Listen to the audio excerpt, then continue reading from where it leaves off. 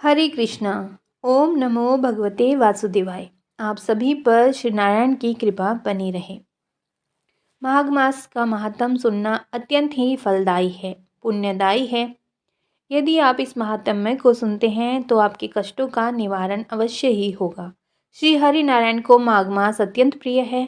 वस्तुतः ये मास प्रातः स्नान, कल्पवास, पूजा, जप तप अनुष्ठान, भगवत भक्ति, साधु संतों की कृपा प्राप्त करते हुए उत्तम मास है। माघ मास की विशिष्टता का वर्णन करते हुए महामुनि वशिष्ठ ने कहा है कि जिस प्रकार चंद्रमा को देखकर कमलिनी तथा सूर्य को देखकर कमल प्रस्फुटित होता है और पल्लवित होता है, उसी प्रकार माघ मास में साधु संतों महर्षियों के सानिध्य से मानव बुद्धि पुष्पित, पल्लवित और प्रफुल्लित होती है, यानी प्राणी को आत्मज्ञान की प्राप्ति होती है। आइए सुनते हैं माघ महात्म दूसरा अध्याय। पिछले अध्याय में आपने सुना कि राजा जंगल में से वापस शिकार करके उस सरोवर के किनारे से जाने लगते हैं, तब उन्हें एक तपस्वी मिलते हैं। इससे आगे आज सुनते हैं दूसरा अध्याय। राजा के ऐसे वचन सुनकर तपस्वी कहने लगा कि हे राजन, भगवान सूर्य बहुत शीघ्र उदय होने वाले हैं, इसीलिए यह समय हमारे लिए स्नान का है, कथा का नहीं। सो आप स्नान करके अपने घर को जाओ और अपने गुरु श्री वशिष्ठ जी से इस महात्म्य को सुनो। इतना कहकर तपस्वी सरोवर में स्नान के लिए चले गए और राजा भी विधि पूर्वक सरोवर में स्नान करके अपने राज्य को लौटा और रनिवास में जाकर तपस्वी की सब कथा रानी को सुनाई। तब सूत जी कहने लगे कि महाराज, राजा ने अपने गुरु वशिष्ठ जी से क्या प्रश्न किया और उन्होंने क्या उत्तर दिया, सो कहिए। व्यास जी कहने लगे, हे सूत जी, राजा दिलीप ने रात्रि को सुख से सोकर प्रातः समय ही अपने गुरु वशिष्ठ जी के पास जाकर उनके चरणों को छूकर प्रणाम करके तपस्वी के बताए हुए प्रश्नों को अति नम्रता से पूछा कि गुरुजी, आपने आचार, दंड, नीति, राज्य, धर्म तथा चारों वर्णों के चारों आश्रमों की क्रियाओं, दान और उनके विधान, यज्ञ और उनकी विधियां, व्रत, उनकी प्रतिष्ठा तथा भगवान विष्णु की आराधना अनेक प्रकार से तथा विस्तार पूर्वक मुझको बतलाई। अब मैं आपसे माघ मास के स्नान के महात्म्य को सुनना चाहता हूँ। सो हे तपोधन, नियम पूर्वक इसकी विधि समझाइए। गुरु वशिष्ठ जी कहने लगे, हे राजन, तुमने दोनों लोकों के कल्याणकारी, वनवासी तथा गृहस्थियों के अंतःकरण को पवित्र करने वाले माघ मास के स्नान का बहुत सुंदर प्रश्न पूछा है। मकर राशि के सूर्य के आने पर माघ स्नान में स्नान का फल गौ, भूमि, तिल, वस्त्र, स्वर्ण, अन्न, घोड़ा आदि दानों तथा चंद्रायन और ब्रह्मकुर्च व्रत आदि से भी अधिक होता है। वैशाख तथा कार्तिक में जप, दान, तप और यज्ञ बहुत फल देने वाले हैं, परंतु माघ मास में इनका फल बहुत ही अधिक होता है। माघ में स्नान करने वाला पुरुष राजा और मुक्ति के मार्ग को जानने वाला होता है। दिव्य दृष्टि वाले महात्माओं ने कहा है कि जो मनुष्य माघ मास में सकाम या भगवान के निमित्त नियम पूर्वक माघ मास में स्नान करता है, वह अनंत फल वाला होता है। उसको शरीर की शुद्धि, प्रीति, ऐश्वर्य तथा चारों प्रकार के फलों की प्राप्ति होती है। अदिति ने 12 वर्ष तक मकर संक्रांति में अन्न त्याग कर स्नान किया। इससे तीनों लोकों को उज्जवल करने वाले 12 पुत्र उत्पन्न हुए। माघ में स्नान करने से ही रोहिणी, सुभगा, अरुंधति दानशीलता हुई और इंद्राणी के समान रूपवती होकर प्रसिद्ध हुई। जो माघ मास में स्नान करते हैं तथा देवताओं के पूजन में तत्पर रहते हैं, उनको सुंदर स्थान, हाथी और घोड़ों की सवारी तथा दान को द्रव्य प्राप्त होता है। अतिथियों से उनका घर भरा रहता है और उनके घर में सदा वेद ध्वनि होती रहती है। वह मनुष्य धन्य है जो माघ मास में स्नान करते हैं, दान देते हैं तथा व्रत और नियमों का पालन करते हैं और दूसरों के पुण्यों के क्षीण होने से मनुष्य स्वर्ग से वापस आ जाता है। परंतु जो मनुष्य माघ मास में स्नान करता है, वह कभी स्वर्ग से वापस नहीं आता। इससे बढ़कर कोई नियम, तपदान, पवित्र और पापनाशक नहीं है। भृगु जी ने मणि पर्वत पर विद्याधरों को यह सुनाया था। तब राजा ने कहा कि ब्राह्मण, भृगु ऋषि ने कब मणि पर्वत पर विद्याधरों को उपदेश दिया था, सो बताइए। तब ऋषि जी कहने लगे कि राजन, एक समय 12 वर्ष तक वर्षा न होने के कारण, सब प्रजा क्षीण होने के कारण संसार में बड़ी उद्विग्नता फैल गई। हिमाचल और विंध्याचल पर्वत के मध्य का देश निर्जन होने के कारण श्राद्ध, तप तथा स्वाध्याय सब कुछ छूट गया। सारा लोक विपत्तियों में फंसकर प्रजाहीन हो गया। सारा भूमंडल फल और अन्न से रहित हो गया। तब विंध्याचल से नीचे बहती हुई नदी के सुंदर वृक्षों से आच्छादित अपने आश्रम से निकलकर श्री भृगु ऋषि अपने शिष्यों सहित हिमालय पर्वत पर गए। इस पर्वत की चोटी नीली और नीचे का हिस्सा सुनहरी होने से सारा पर्वत पीतांबरधारी श्री भगवान के सदृश लगता था। पर्वत के बीच का भाग नीला और बीच बीच में कहीं कहीं सफ़ेद स्फटिक होने से तारों से युक्त आकाश जैसी शोभा को प्राप्त होता था। रात्रि के समय यह पर्वत दीपकों की तरह चमकती हुई दिव्य औषधियों से पूरित किसी महल की शोभा को प्राप्त होता था। यह पर्वत शिखाओं पर बांसुरी बजाती और सुंदर गीत गाती हुई किन्नरियों तथा केले के पत्तों की पताकाओं से अत्यंत शोभा को प्राप्त हो रहा था। यह पर्वत नीलम, पन्ना, पुखराज तथा इसकी चोटी से निकलती हुई रंग बिरंगी किरणों से इंद्रधनुष के समान प्रतीत होता था। स्वर्ण आदि सब धातुओं से तथा चमकते हुए रत्नों से चारों ओर फैली हुई अग्नि ज्वाला के समान शोभायमान था। इसकी कंदराओं में काम पीड़ित विद्याधरी अपने पतियों के साथ आकर रमण करती हैं और गुफाओं में ऐसे ऋषि मुनि जिन्होंने संसार के सब क्लेशों को जीत लिया है, रात दिन ब्रह्मा का ध्यान करते हैं और कई एक हाथ में रुद्राक्ष की माला लिए हुए शिव की आराधना में लगे हुए हैं।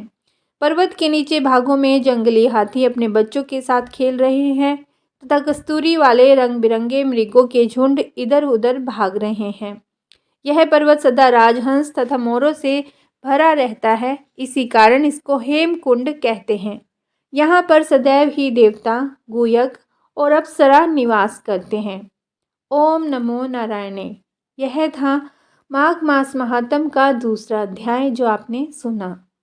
यदि यह वीडियो आपको अच्छी लगी है तो लाइक और सब्सक्राइब जरूर करें। माघ मास के महात्म के पश्चात आइए सुनते हैं कहानी जो कि बहुत ही अच्छी सीख देती है। दुर्बल को ना सताइए, जाकी मोटी हाय, मरी खाल की सांस से लो भस्म हो जाए। इसका अर्थ है जो कमज़ोर हैं उनको सताना नहीं चाहिए। दुर्बल व्यक्ति की हाय बहुत ही शक्तिशाली होती है। जैसे मरे हुए पशु की सांस से लोहा भस्म हो जाता है, वैसे ही उसकी बद्दुआ से व्यक्ति का अंत हो जाता है। दुखिया को न सताइए, दुखिया देगा रोए, जब दुखिया का मुखिया सुने तब तेरी गति क्या होए। यदि संत तुम्हारे अपराध पर कुछ न बोले तो तुम्हें क्षमा कर दें तो जान लेना कि तुम्हारी दुर्गति निश्चित है। यदि डांट दिया तो बच गए। एक संत नाव में बैठे हुए थे, उनके शिष्य भी पास बैठे हुए थे। बड़ी नाव थी, गंगा जी पार कर रहे थे। 2 पुलिस कर्मचारी भी चढ़े। पहले पुलिस घोड़ों पर चलते थे, बंदूक लिए हुए थे, वह उस पे संगीन लगी होती थी।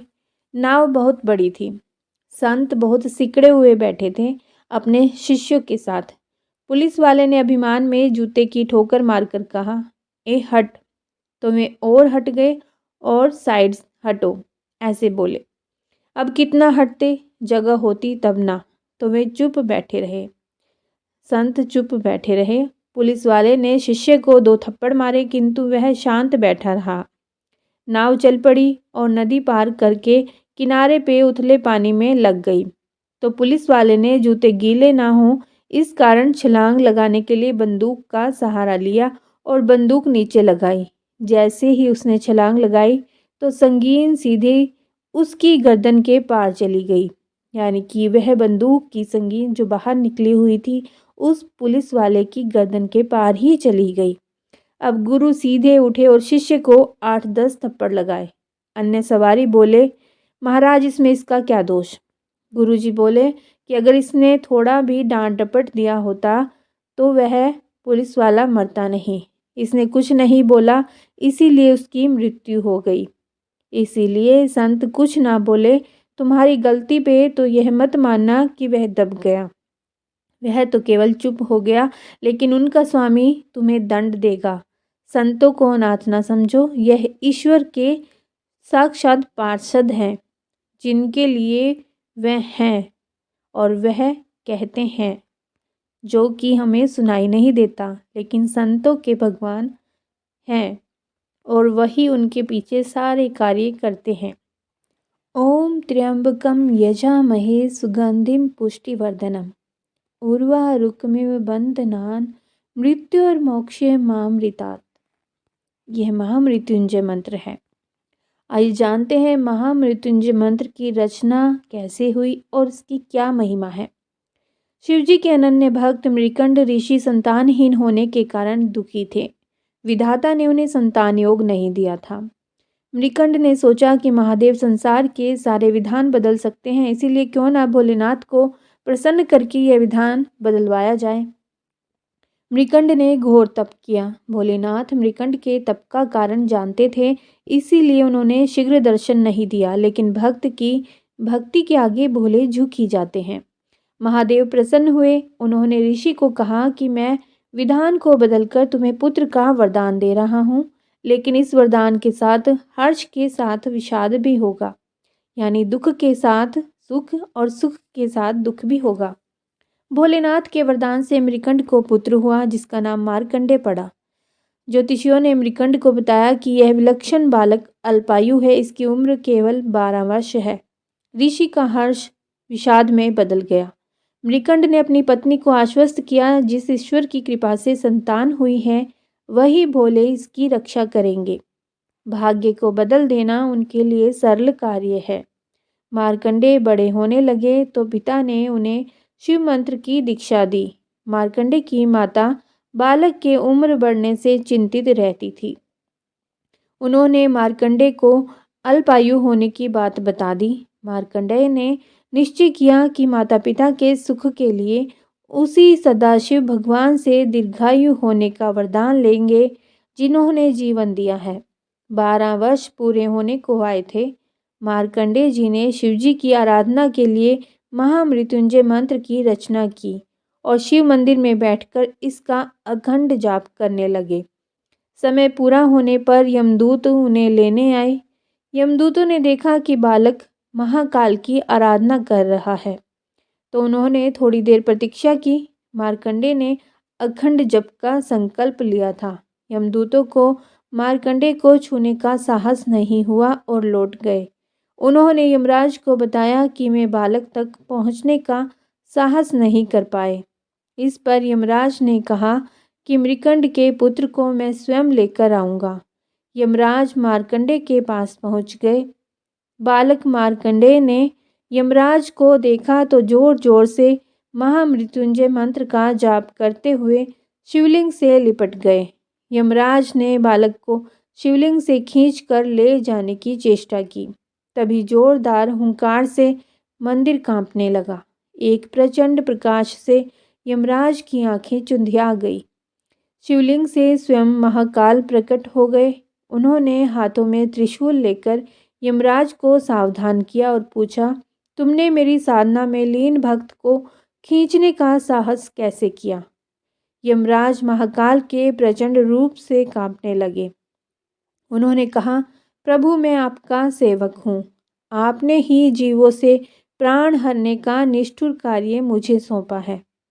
भगवान चंद्रशेखर का क्रोध कुछ शांत हुआ तो बोले, मैं अपने भक्त की स्तुति से प्रसन्न हूँ और मैंने इसे दीर्घायु होने का वरदान दिया है। तुम इसे नहीं ले जा सकते। यम ने कहा, प्रभु आपकी आज्ञा सर्वोपरि है। मैं आपके भक्त मार्कंडे द्वारा रचित महामृत्युंजय का पाठ करने वाले को त्रास नहीं दूंगा। महाकाल की कृपा से मार्कंडे जी दीर्घायु हो गए। उनके द्वारा रचित महामृत्युंजय मंत्र काल को भी परास्त करता है। तो आपने सुना कितना वैभव, कितनी महिमा है महामृत्युंजय मंत्र की। को प्रतिदिन महामृत्युंजय मंत्र का जप करना चाहिए। ओम नमः शिवाय। शिव की कृपा आप सभी पर बनी रहे। ओम विष्णवे नमः।